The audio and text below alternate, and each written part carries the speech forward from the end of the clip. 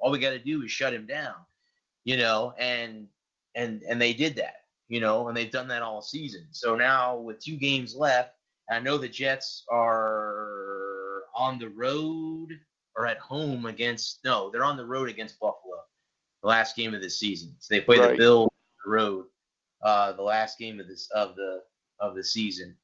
But anyway, yeah, Lewis, what's going on in your world? What's going on up in New Jersey? How's the weather up there? Is it snowing?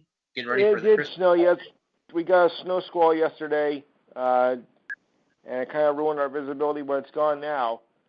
We had an interesting game tonight, though, in the college ranks. Seton Hall went up against a top 10 team, Maryland, and guess what? They won. They beat them. Good for Seton Hall. Yeah. So now, you said that Seton's in the top 10, or they beat Maryland? No, they beat Maryland is a top 10 team. So Okay. they beat them. Good for them. That's good. That's good. We just fell out of the top 25, but with this win, we can get back in the top 25. I was going to say, when you beat a top 10 team, there's no doubt in your right mind you won't be back in the top 25. What's your take on Wiseman leaving Memphis to go to the NBA, the kid from Memphis? Do you get a chance to read anything about that? A wise man did say to me that, he thinks that I should hit pro because I don't think I'm going to be able to play in the college ranks anymore. Right. So the wise man said, I'll take it. Yeah, it might be the right move for him to do that. Yeah. But remember, a wise man said only fools rush in. Correct. That is correct. I was playing that just for when all that. I was Hey, all good. I had this plan. All good. I won't do the whole song. Hey, Elvis Presley. So let's leave it at that. Just leave it at that. Let's just leave it at that. If I did this on my show, I'd be fired in a minute. Yeah, correct. I'm trying to remember what else you guys were talking about on the show the other day. I know the Cleveland Browns thing jumped up at me. I do agree with your conversation, Lewis, about baseball players not being paid more than they're worth. Exactly. To me, and again, I'm not dissing on anybody that plays the game of baseball, that has played the game of baseball, that currently does play and is trying to get to the major leagues.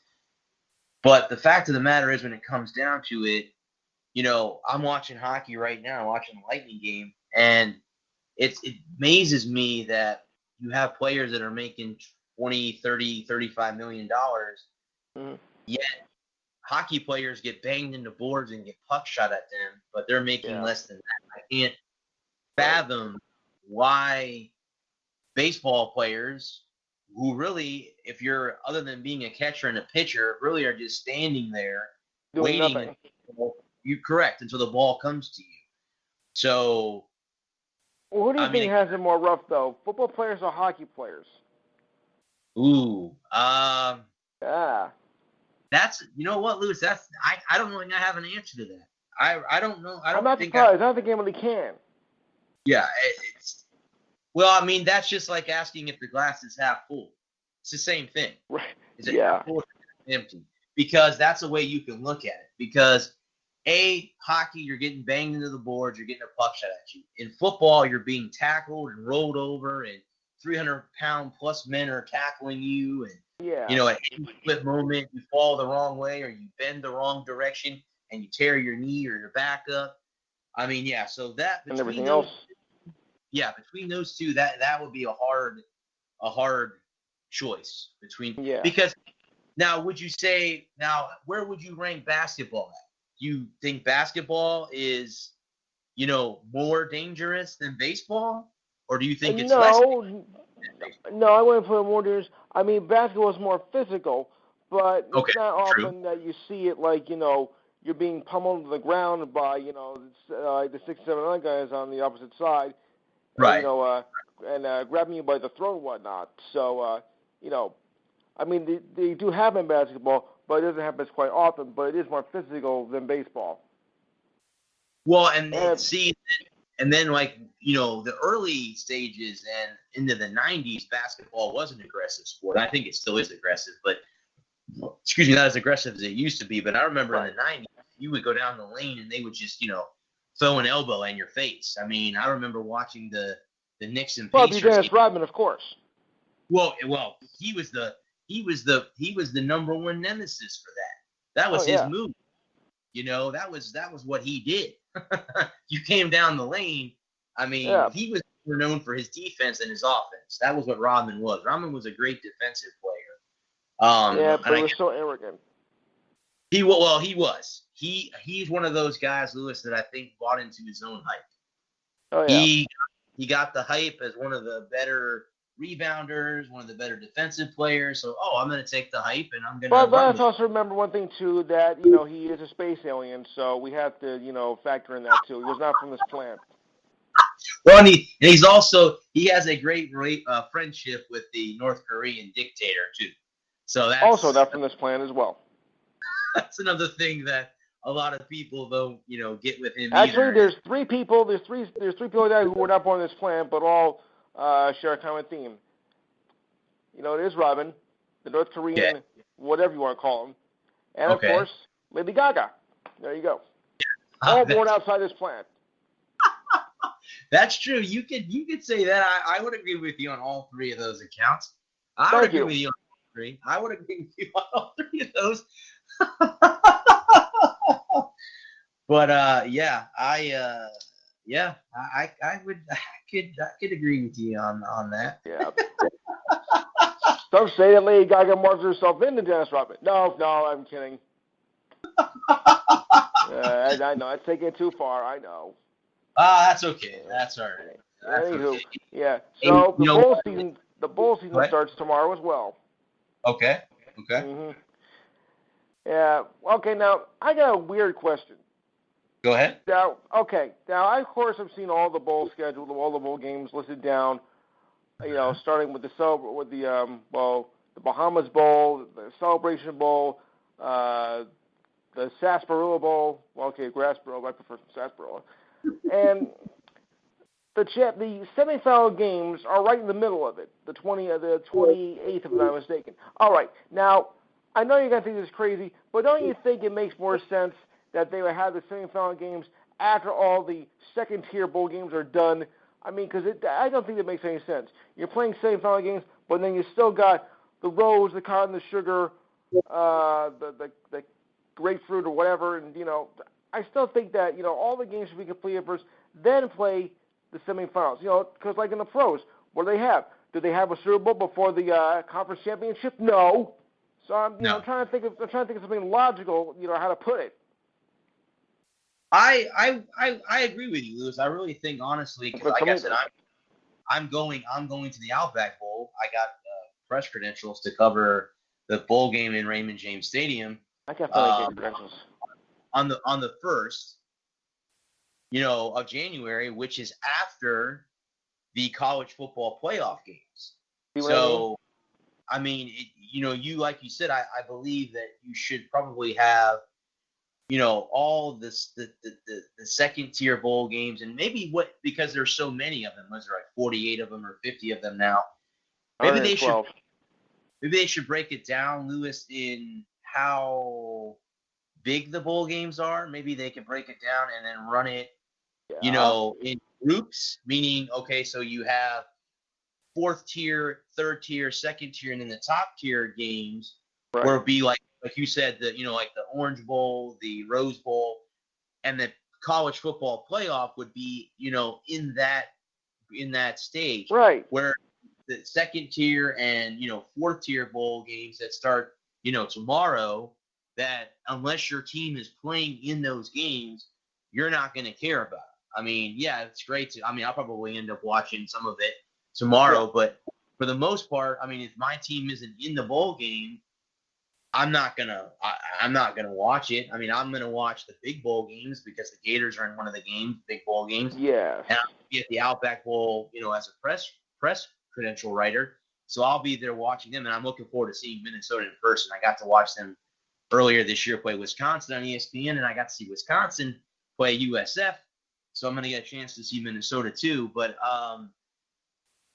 I agree with you. I think honestly that they should play the playoff game and the national championship game after all the other bowl games are done. So maybe the first whole week of January, maybe they should have it like maybe the playoff game should be on Saturday or Monday, and then have the national championship game Well, on. you can't have it on the first Saturday because the wild card in the NFL is played that same day. So. Oh, okay. Yeah, you can't do that. You wouldn't have anybody. Well, you could, but you shouldn't. Right. Correct. Yeah, because you don't want to end up, not a lot of people. That's suicidal. Compete with the NFL don't do very well, and No. especially college football too.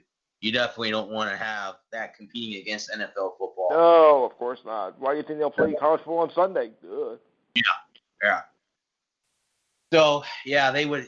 Yeah, but Lewis, I agree with you. I really honestly think that they should be played after the other bowl games are all complete, before they decide to. I mean, because you also got meaningless bowl games after January 1st. I mean, you have these like the second tier, third games after that. Yeah. That. I mean, it's okay. Let me just back this up here a bit. Okay. It's 28.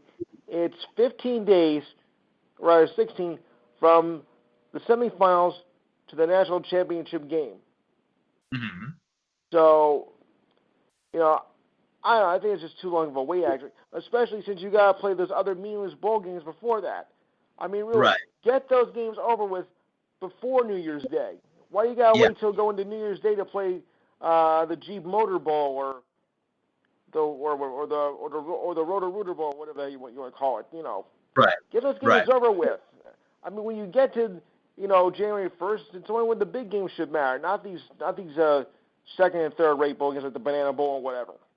Right. I totally agree with you. I agree totally with you on that one. I think that by January 1st, it should be down to the the major bowl games, and it could be just the two playoff games and then the national championship, obviously. And you know what might end up happening, Lewis, as we know, as sports fans, we know they're going to increase the amount of teams that get into the playoff. So they may be waiting until that time, and because it would be absolutely freaking stupid if they continue on this schedule that they are, and if say you have a 6 teams or you have 8 teams in the future in the playoff, what are you going to do? You're going to have to play 2 games on the same day, 2 playoff games on the same day, back-to-back days, and then have the national championship game the day after the 2 playoff games. So you're going to have, you're going to have to rush it all into one, and that's stupid. If it gets to that point, and I think down the road it's going to get to 8 teams. It should be 6 already, because you should have all 5 power conference teams in the playoff. None of them should be left out. All 5.